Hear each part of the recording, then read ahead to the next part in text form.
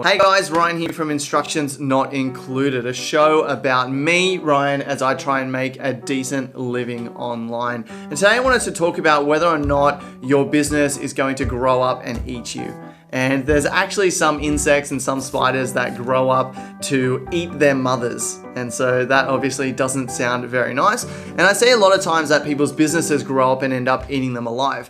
What do I mean by that? Okay, I mean that the business grows up to a point where it takes away the very thing the entrepreneur was trying to get in the first place. So some people want to build big businesses, Wolf of Wall Street, $1 million businesses, maybe not that dodgy, but you know what I mean. They want to build these large businesses and they're happy working 80-hour weeks and doing business. They want to build the next Airbnb or Uber or something like that. I'm not talking about those people. I'm talking about people like me who want to build a business that's going to generate some lifestyle for them. So it's going to give them some freedom for their time. It's going to give them some financial security. It's going to give them the ability to spend more time with their friends and with their family, doing the things that they love, like playing Super Smash Brothers Melee or going surfing or whatever it is that you may want to do. So there's people that want that sort of lifestyle, but they build businesses that will actually take away that sort of lifestyle. So let me use an example. I have a property blog in Australia, and a common business in this industry is I call them property marketers. And so they sell new build developments to people as quote unquote investments. So these are generally overpriced properties. I hate this part of the industry because people buy these properties that lose the money because someone's selling it to them and pretending it's an investment. But anyway, the moral compass and things aside, that sort of business is one where you're doing one-on-one selling with people. You're making a commission from the developer. So you're making anywhere between maybe $5,000 and $40,000 for the sale of a property. But what happens over time as that scales and you get more and more people, because it's so heavy one-on-one interaction, you're making so much per individual client, then as that scales, you've either got more and more work to do yourself, and so that takes away from lifestyle. Or you decide, okay, I want to get other people to do this for me. So you bring in salespeople that you hire, or mentors, or whatever it is you want to call them. You get offices and things like that. And eventually you get to the point where your business is going well, but you need to make X amount of sales per month just to cover the expenses of your business. So you can imagine that as you have more and more staff working for you, these are staff on the ground in Australia or whatever country it may be.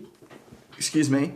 As you get more and more people working for you, then you got to pay them, and so things get expensive. And so you get to the point where if you were to stop, unless you've designed your business immaculately, you've got managers running it for you, if your business was to stop, you've got all of these overheads and expenses to pay that the business would eventually eat you alive because you've got all these expenses that aren't getting paid, that you've got to find money to pay it. And so you've created a business where it needs to keep going and it needs to keep rolling every single month, and you need to keep putting work into it. Otherwise, the expenses are going to eat that business alive.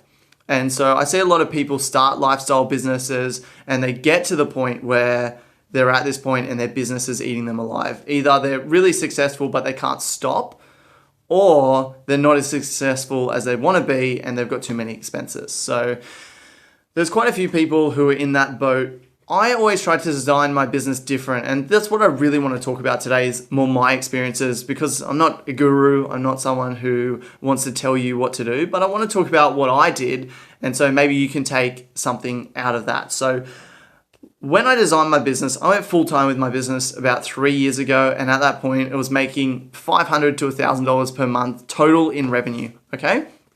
So not a great deal of money, but I had some government support for a year through a program called, what was it called? NICE. It was called NICE. So there's an Australian program for, new businesses. So I had some support from that. Anyway, there was a lot of opportunities for me in the early days, even now, to make a lot of money quite quickly through methods like property marketing. So I've got an Australian property blog that gets over 100,000 visitors a month. If you count up all the podcast downloads, YouTube views and stuff like that, you're probably looking 150, 200,000 visitors, uniques, whatever you want to call it, a month, which is quite large for an Australian property blog. So it's a very niche topic.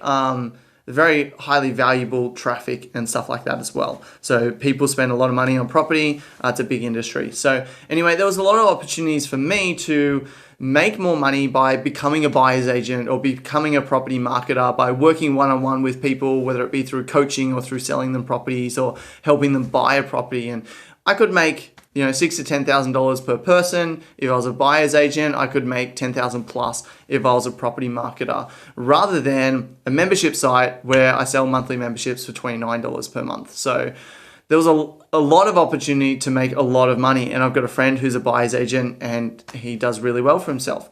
And so there was those opportunities for me, but I always projected forward and thought, okay, in 5 years' time, what's this business going to look like? What sort of lifestyle do I want for myself? Do I want the money? Do I want the $500,000 a month or whatever it may be if I could get to that point? And I thought, no, I don't. I don't care that much about money, which is weird to say from someone who's got a podcast about trying to make a decent living online. But what I care about is like twofold. It's about having a positive impact in people's lives through the work that I do. So through the businesses that I run, I want to have a positive impact on people. So I always try and be really genuine, try and be transparent, all of that sort of good stuff. So that cancels out a whole bunch of money-making ideas for me. I'm no Wolf of Wall Street guy. So I want to have that, but then I also want the freedom of my time. So I want to be free to spend my time on whatever it is. That might be working on my business, but it might also be spending time with my family, spending time with my friends. Me and my family have this idea that we're going to get a camper van and we're going to travel around Australia and I'll work from the van. And so that's our idea now. But 3 years ago when I started this business, I didn't know what we would be doing. But I always thought in my mind, I want a business that can run without me and that doesn't have all these crazy overheads that I need to think about. So I wanted a simple business. And on property, I always came back to it because it was the one that was doing the best and had the best opportunity. And I had so many options to go ahead and to make a lot of money, but they never fit in line with the lifestyle that I wanted and the business that I eventually wanted to have. So I said no to a lot of things, and it was a frustrating business for a long time because there's no like simple affiliate stuff that I can just market. It's not an Amazon site where I can link people through to Amazon and they purchase products, I get a commission.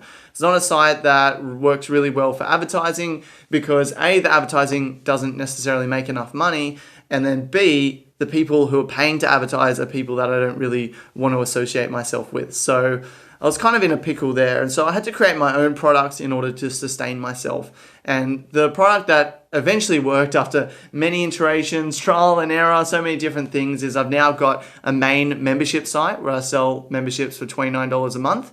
And I go out and I find particular types of properties that people are looking for called positive cash flow properties, and I share them with people, as well as a bunch of training and tools in there as well. So that is the website that I've got set up at the moment. Got around 150 members, so you go ahead and do the maths on that. Obviously, I got business expenses as well, and I've got other websites that aren't just on property, which I'll talk about in a minute. But the business that I run, so I could effectively run this business now probably 1 day a week. I think I would need 1 day a week to do customer service, to do admin, to do the maintenance stuff that needs to happen on the site. And the site would basically just run.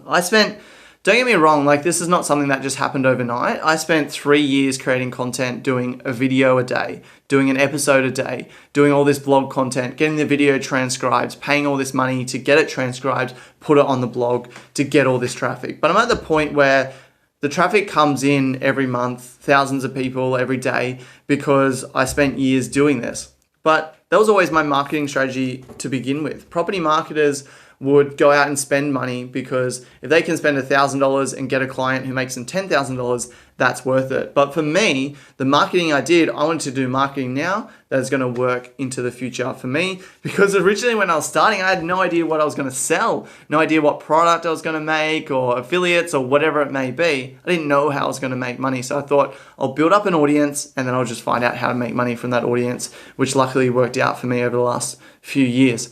But yeah, so the marketing that I have, I've built up over time. So yeah, I could effectively work 1 day a week on this site and it could make enough. I call it survival money. It makes enough for us to survive, but we're not extremely rich, okay?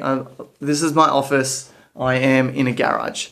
So I'm not extremely rich or anything like that. But the business is at a point where, it's sustainable. And moving forward in my business, which I think is what I really wanted to talk about, and this episode has gone way longer than I expected, but I hope this is interesting to you, is moving forward, we're looking at moving into a van, right? I've got 3 children.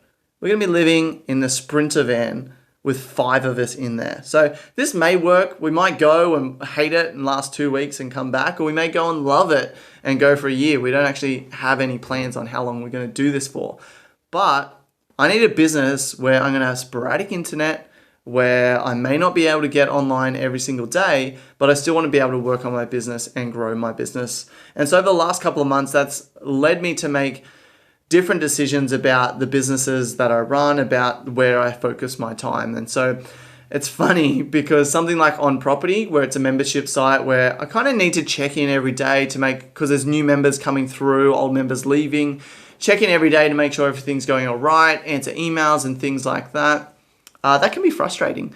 And when you're looking at living on the road, that won't necessarily work. I don't know what the internet's going to be like, etc. So I'm sure it'd be fine.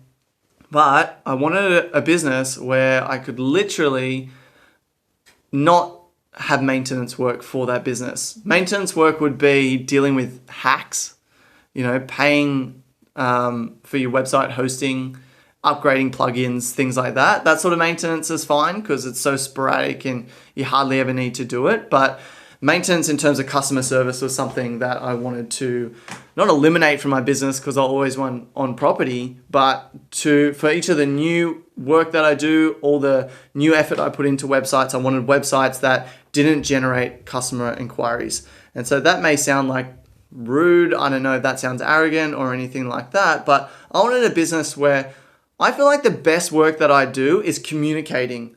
So that might be like this episode with you guys. That might be an On Property podcast episode. That might be a product review article that I write. I feel like my best skill and what I enjoy the most is creating quality content that really helps people.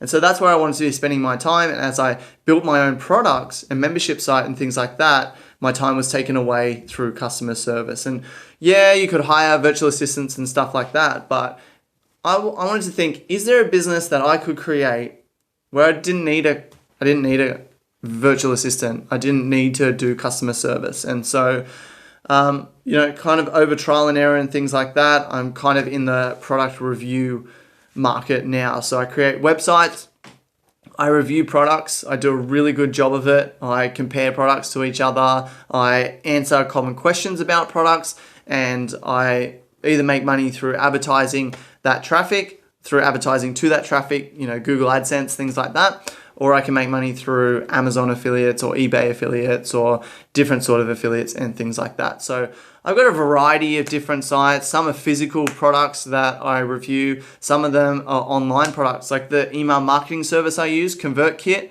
I've created some videos on that, how to do things with that, a review of that, and I get some monthly commissions from there. So that's one example of things. But what I love about these sites is that you don't have any emails coming in. So if I check my email inbox from my review sites, I don't get any customer emails. I might get one in a month.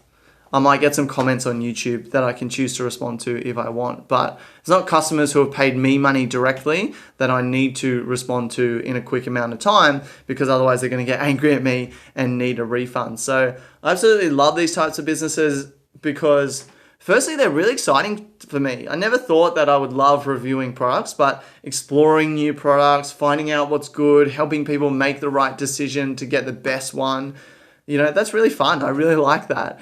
And as well, trying out all these different things, but as well the business model where I can create this quality content that really helps people, that might help them for years to come if the products don't change, or it might just help them for the next 6 months or something like that if the products, there's new iPhones coming out every year. Not that I review iPhones, but, there's new products all the time.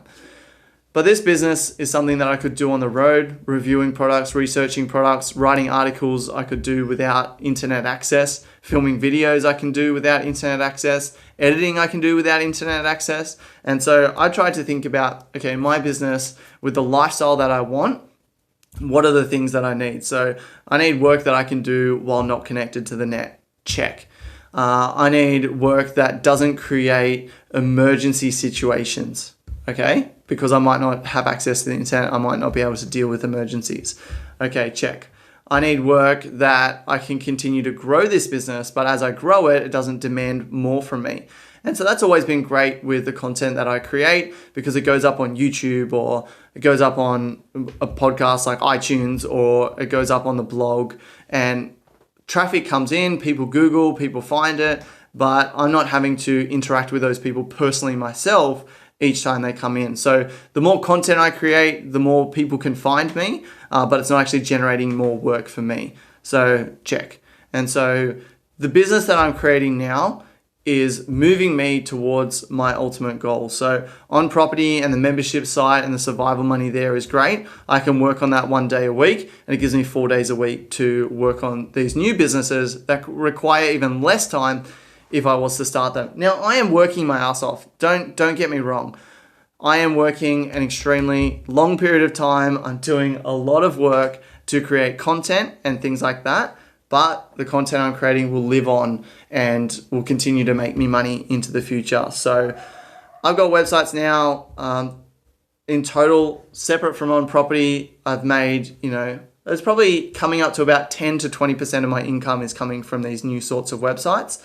And so eventually I'd like to have that up to 50% of my income or even more than that. And the goal, I guess, eventually is to have these new websites separate from on property and the membership site create enough survival money for me in and of themselves that if I wanted to close down the membership site and not have to deal with that anymore, that is a decision that I would have. I'm not saying I would make that decision, but it's a decision I could make if I wanted to. So that's my goal for my business at the moment. I encourage you to think about your business as it scales up. What will it look like? And will it eat you? Will it take away the very lifestyle that you're trying to create for yourself? So think very specifically now about what your business will look like in 2 years, 5 years time, because I made so many sacrifices and missed out on so much money in the early days where I had all these opportunities to make money. I said, no, I don't want to make that money because it'll lead down a path that I don't want to be down.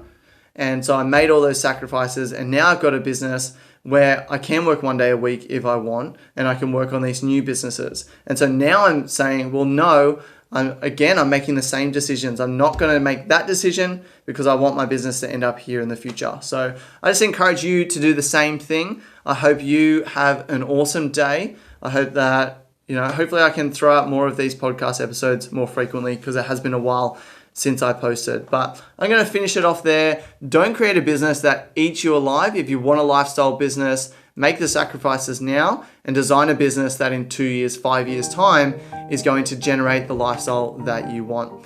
I'm Ryan McLean. You can check me out at ryanmclean.net or you can search instructions not included on iTunes or YouTube. And until next time, if you want instructions, go and buy some furniture.